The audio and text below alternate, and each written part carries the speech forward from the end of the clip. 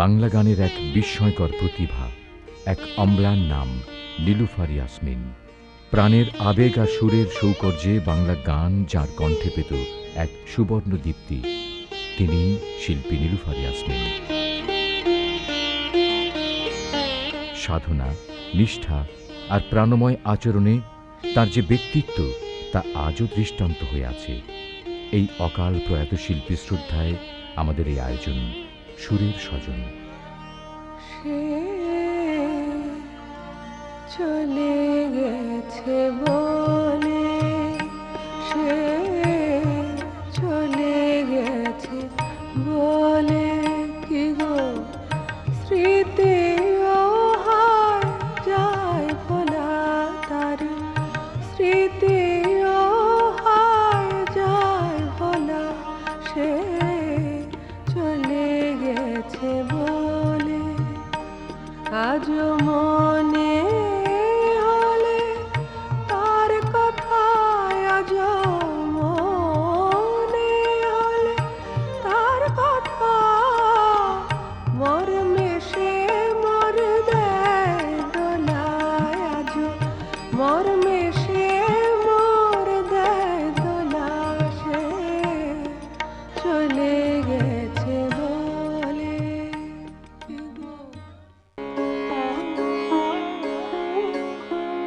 শিল্পী নীলুফার ইয়াসমিনের জন্ম 1948 সালের 13ই ফেব্রুয়ারি। বাবা লুৎফর রহমান, মা মৌলুদা খাতুন দুজনেই সঙ্গীত অনুরাগী ছিলেন। মুর্শিদাবাদের মেয়ে মৌলুদা খাতুন নিজেও গান জানতেন। সাংসারিক কাজের ফাঁকে ফুরসত মিললেই মেয়েদের সঙ্গে করে হারমোনিয়াম নিয়ে বসতেন। তার হাতেই হয়েছিল নীলুফারের সঙ্গীতের হাতে খড়ি। ছোট্টবেলায় যখন গান শুনতে আরম্ভ করেছি, কখন যেন গান ভালোবাসার জিনিসে পরিণত হয়েছে। অবশ্যই তা মার কাছ থেকে, মার গলা শুনে তা আজও আমার কানে বাজে।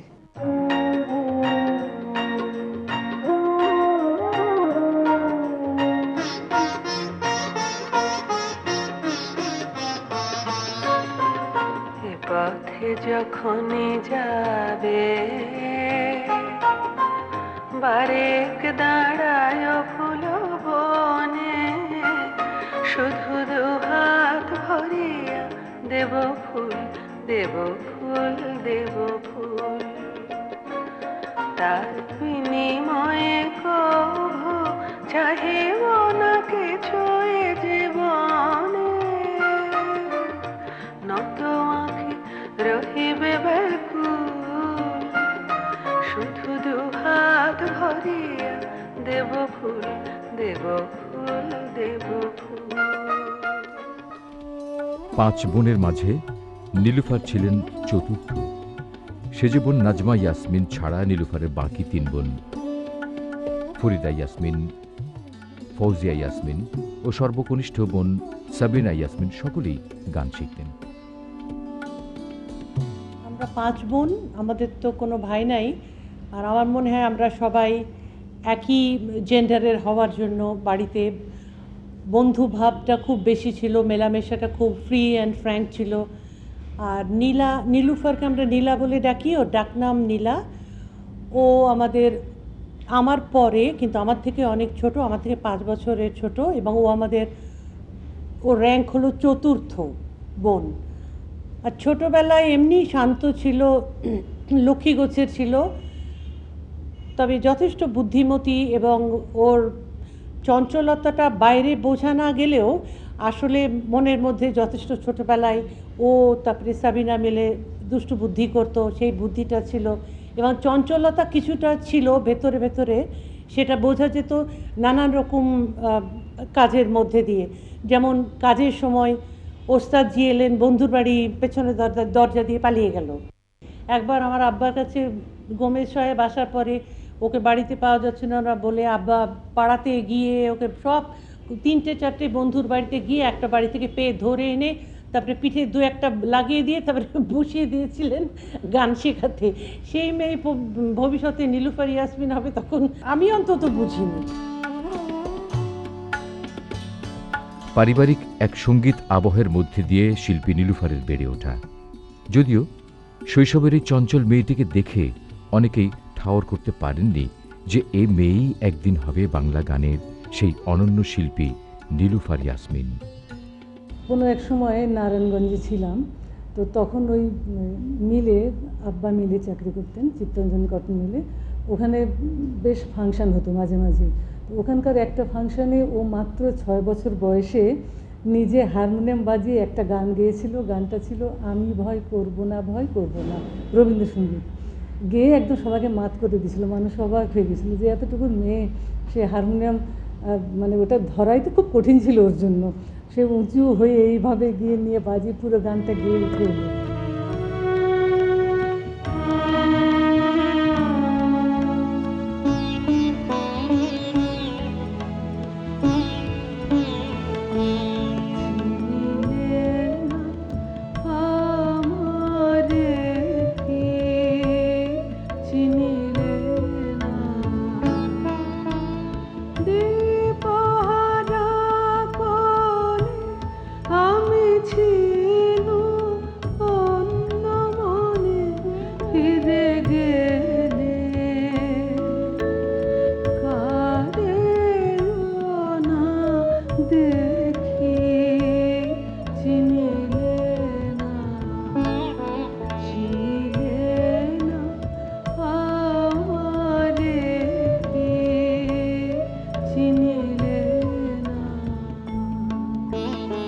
মায়ের কাছ থেকে সঙ্গীতের প্রাথমিক শিক্ষা নেবার পরেই সঙ্গীতের গুরু হিসেবে নীলুফার পেয়েছিলেন ওস্তাদ পিসি গোমেজকে। তারপর সারা জীবনেই ছুটেছেন সঙ্গীতের দীক্ষা অন্বেষণে। ভারতের প্রসূন বন্দ্যোপাধ্যায়, মীরা বন্দ্যোপাধ্যায়, ওস্তাদ সগির উদ্দিন খাঁ, ওস্তাদ দাউদ, শেখ লুৎফুর রহমান এবং সুধীন দাসের নিকট নিয়েছেন সঙ্গীতের তালিম। সস্তা জনপ্রিয়তা কিংবা মোহে নয়, অর্জনের অসীম তৃষ্ণাকে বুকে নিয়ে জীবনব্যাপী নীলুফার চালিয়ে গেছেন তার সঙ্গীত সাধনা। সঙ্গীত সাধনার কঠোর সাধনা, সঙ্গীতে পারদর্শিতা অর্জন করতে গেলে করতে হয়, এবং নীলুফার ইয়াসমিন ছিলেন সেই সাধিকা শিল্পী। নীলুফার ইয়াসমিন কোন গান না করতে পারতেন? তিনি আধুনিক গান করতেন, তিনি নজরুলের গান করতেন। প্রায়ই তাকে আমার ওই ডিএল রায়, অতুল প্রসাদ, রজনীকান্তের গানের প্রশিক্ষণ দিতে হতো। তিনি যদি বাইরে কোথাও গান করতে যেতেন, তখন এই ধরনের নানা ধরনের বাংলা গান তিনি গাইতেন এবং সেইখানে তিনি আমার সহযোগিতা কামনা করতেন। এটাই হচ্ছে আমার জন্যে একটা বিরাট কি বলবো, বিরাট সান্ত্বনা যে নীলুফারের মতো শিল্পী আমাকে তার সঙ্গীত গুরু বলে স্বীকার করতেন।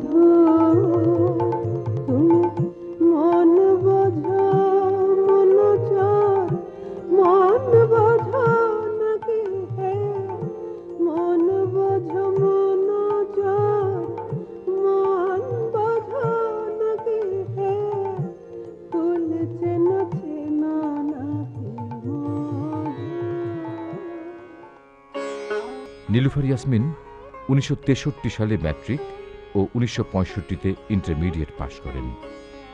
সমাজবিজ্ঞান বিষয়ে ঢাকা বিশ্ববিদ্যালয় থেকে 1968-তে বিএ সম্পন্ন করেন এবং 1970-এ ওই একই বিষয়ে মাস্টার্স সম্পন্ন করেন। নীলুফার ইয়াসমিন 1969 সালে বিবাহ বন্ধনে আবদ্ধ হন। স্বামী প্রখ্যাত চলচ্চিত্র পরিচালক ও অভিনেতা খান আতাউর রহমান। খান আতাউর রহমান নিজেও সঙ্গীত পরিচালক ও সঙ্গীত শিল্পী ছিলেন। খাঁচা ভাঙবো আমি কেমন করে, খাঁচা ভাঙবো আমি। তুরুরুরু বাঁশি বাজছে, তুরুরুরু তুরুরুরু তুরুরুরু সেতার বাজবে, ডিং ডা ডা ডা ডা ডা ডা ডা ডা ডা ডা ডা ডা। খানাতার মতো সৃষ্টিশীল প্রতিভার সান্নিধ্যে নীলুফারের সঙ্গীত সাধনা যেন আরও দোলায়িত হল। এ সময় নীলুফার চলচ্চিত্রে কণ্ঠ দিতে আরম্ভ করেন।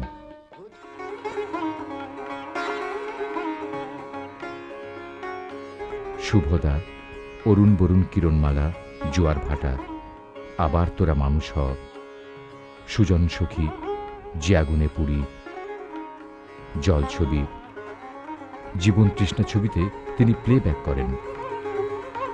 নীলুফার ইয়াসমিন, নীলা ভাবি একজন শুদ্ধ গায়িকা, যার গায়কী ঢং এই উপমহাদেশে কোনো গায়ক গায়িকার সঙ্গে কিন্তু মেলে না। এটা অসাধারণ, একটা ভিন্ন স্বাদের গলা। আমার ছবি শুভদাতে তিনি গান করেছিলেন। গানটি গীতিকার ছিল রফিকুজ্জামান, সুর করেছিলেন খন্দকার নূর আলম। এই গান করতে গিয়ে গানটি যখন রেকর্ড করব, ঠিক সেই সময় আমরা চিন্তা করলাম যে আরেকজন প্রখ্যাত গায়িকা সাবিনা ইয়াসমিন, অর্থাৎ নীলা ভাবির ছোট বোন, তাকে দিয়ে গাওয়াবো। কিন্তু গানটা যখন সাবিনা ইয়াসমিনকে শোনানো হলো, বলে ওরে বাপরে বাপে, এই গান আমি গাইতে পারবো না। শেষ পর্যন্ত সিদ্ধান্ত হলো কাকে গাওয়ানো যায়। সাবিনা বললো নীলাকে দিয়ে গাও। আমরা নীলা ভাইকে খবর দিলাম, তিনি গানটা তুললেন এবং তোলার পরে বললেন গান রেকর্ডিং কবে? বললাম যে কালকে। অসম্ভব, এই গানের জন্য আমাকে সময় দিতে হবে। তিনি 4 দিন সময় নিলেন এবং গানটি তুলে নিলেন একটি ক্যাসেটের মধ্যে। তুলে নেওয়ার পরে 4 দিন পরে উনি বললেন যে গানটি এবার রেকর্ড করতে পারেন। গানটি উনি গিয়েছেন। এই গান গিয়ে উনি জাতীয় চলচ্চিত্র পুরস্কার পেয়েছেন। তিনি আমাদের মাঝে নেই, তার প্রতি আমাদের শ্রদ্ধা এবং তার আত্মার মাগফিরাত কামনা করে বলবো আরেকটি নীলুফার ইয়াসমিনের যেন জন্ম দেশে হয়।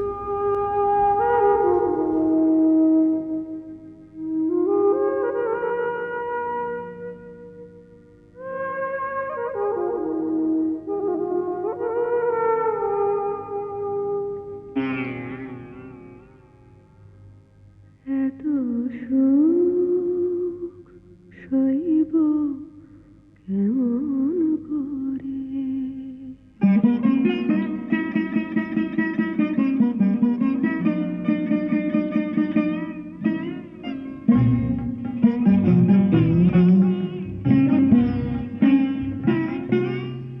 বুঝি কান্নায় লেখা ছিল ভাগ্যে আমার, সুখেও কান্না তাই দুচোখ ভরে। তো সুখ সইব কেমন করে, এত সুখ সইব কেমন করে। 1971-এ মা হন নীলুফার। এত সুখ ছেলে আগুন নিজেও এ সময়ের একজন পরিচিত সঙ্গীত শিল্পী। আমার মা যে জীবনযাপন করতেন সেটার মধ্যে আমি কোনোদিন কোনো ধরনের অনিয়ম কিংবা উত্তেজনা কিংবা এমন কিছু দেখিনি যেটা মানে একটা মানে যেটা যেটা উচিত না, আমি এমন কোনো কিছু আমার মার মধ্যে কোনোদিন পাইনি। আর মার সাথে আমার এই যে গান বাজনার ব্যাপারটা, অনেকে বলে যে আমার গানের মধ্যে নাকি রাগ খুঁজে পাওয়া যায় একটু। আমি টোটালটার ক্রেডিট দেই আমার মার উপরে, কারণ আমি ন্যাচারালি সিঙ্গার, আমি কোনো দিন গান বাজনা শিখিনি। আমার ছোটোবেলাটা কেটেছে, ছোটোবেলার সকালগুলো কেটেছে মার রেওয়াজ শুনে। আমার মার তো গাওয়া অসংখ্য গানই আমার প্রিয়, তার মধ্যে এখন যেটা মনে পড়ছে সেটা ভীষণ পছন্দের গান আমার, সেটা হচ্ছে এক বরষার বৃষ্টিতে ভিজে দুটি মন কাছে আসলো, এক সমুদ্র কল্পনা বে দুটি মন স্রোতে ভাসলো, এক বরষার বৃষ্টিতে ভিজে।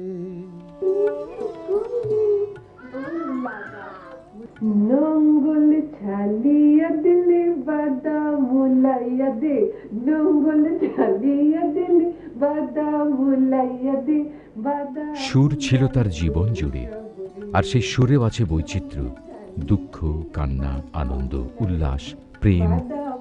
জীবনের সব অনুভূতি নাচে তার সুরের বাঁকে বাঁকে। গান শেখা ও শেখানো দুটোতেই ছিল শিল্পী নীলুফারের সমান আনন্দ। 1995 সালে শিল্পী নীলুফার ইয়াসমিন ঢাকা বিশ্ববিদ্যালয়ের নাট্যকলা ও সঙ্গীত বিভাগে নজরুল সঙ্গীত বিষয়ে প্রভাষক পদে যোগ দেন। সংশ্লিষ্ট বিষয়ে কেতাবি ডিগ্রি না থেকেও স্বপ্রতিভার বৈভবে যে বিশ্ববিদ্যালয়ের শিক্ষক হওয়া যায়, নীলুফার ইয়াসমিন ছিলেন তার অনন্য উদাহরণ। আমরা যেহেতু কলিগ ছিলাম ঢাকা বিশ্ববিদ্যালয়ে, একই বিষয়ে সঙ্গীত বিভাগে আমরা দুজনই সহকর্মী হিসেবে অনেক দিন একই রুমে আমরা বসতাম এবং রোজই ধরতে গেলে আমাদের দেখা সাক্ষাৎ হতো। তিনি অত্যন্ত একজন সিনসিয়ার এবং খুব সিরিয়াস একজন মানুষ, কেবল শিল্পী না, শিক্ষক হিসেবে অত্যন্ত সিনসিয়ার এবং শিক্ষক ছিলেন। যেমন কোর্স শেষ করানোর ব্যাপার, তারপরে প্রত্যেকটা ছেলে মেয়েদের গলায় ঠিক মতন গানটা উঠলো কি না সেই জিনিসটা খেয়াল করে করে দেখা, এবং এত ধৈর্যের সঙ্গে উনি ক্লাস নিতেন। যেহেতু আমরা দুজনে একই ক্লাস শেয়ার করতাম, অনেক সময় এমন হয়েছে যে আমাকে অনেকক্ষণ বসে থাকতে হয়েছে, উনি ছাড়ছেনই না ছাত্রছাত্রীদের, যে ওদের গানটা ভালো করে না তোলানো পর্যন্ত উনি কিন্তু ওদেরকে ছাড়তেন না। নিষ্ঠা, আন্তরিকতা আর দীর্ঘ সাধনার অভিজ্ঞতার ভাণ্ডার নিয়ে নীলুফার বসতেন ছেলে মেয়েদের সাথে, পাড়ি দিতেন সুর সমুদ্র।